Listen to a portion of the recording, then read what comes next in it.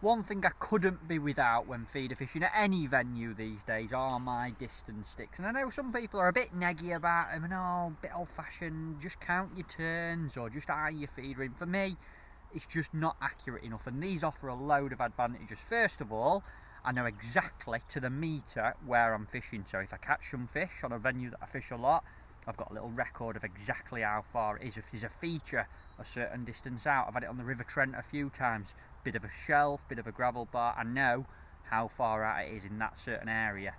The second reason is I can get several rods clipped up at exactly the same distance without even worrying, and also without casting into the lake, which is a big edge in my opinion, because the last thing I want to be doing on a hard day is casting a bomb out into the river or the lake, disturbing my swim unnecessarily several times. And with these I can maybe cast in the first rod, make sure there's no snags, but then my other 2 or 3 rods that I'm going to be fishing with that day, I just measure up against it on the sticks, get them the same, and while other anglers counting the turns are crashing a bomb in and disturbing the peg, mine's left nice and quiet. And the third reason is when you're fishing for big fish, you often have to hook them and they'll tear off and you'll unclip. You'll have to take your clip back off, let them run, and then land your fish.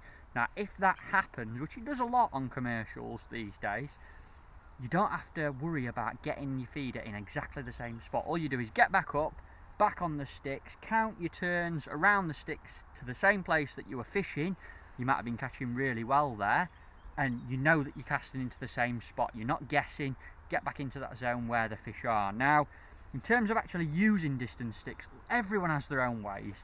I'd recommend that you get a set and have a little practice yourself, but I'll show you how I use them. A few little tricks. Come and have a little look over here. Personally, I always start from the left hand side. Pop your feeder either next to or over the stick. If you click it over like that, it's nice and solid. And then step back, always pick a little mark on the ground, so if you're doing several rods you stood in exactly the same place. And basically I know the left hand side 0, the 2 metres apart, and what I like to do is, some people do it by back winding around the clip sticks like that, click it off. Personally I found the easiest way for me, and I'm a little bit clumsy by the way, so this might work, is to take the bail arm off and I just hold the line above the spool like so and slowly let go of it with my fingers, just loosen the grip as I go. So keeping everything tight around the sticks, I'll count as I go. Now I go in a little bit of a figure of 8 loop, so I go around the back of the stick there and the back of the stick there, back to the front and the back, and that for me, I'm efficient. It keeps everything nice and tight and I never really get it tangled up. So, gripping it, today I'm going to go, let's go 17 metres today, because I want to show you another little thing you can do with them. I'm going to count, that's 2 metres, 4, 6, 8, 10, 12, 14, 16.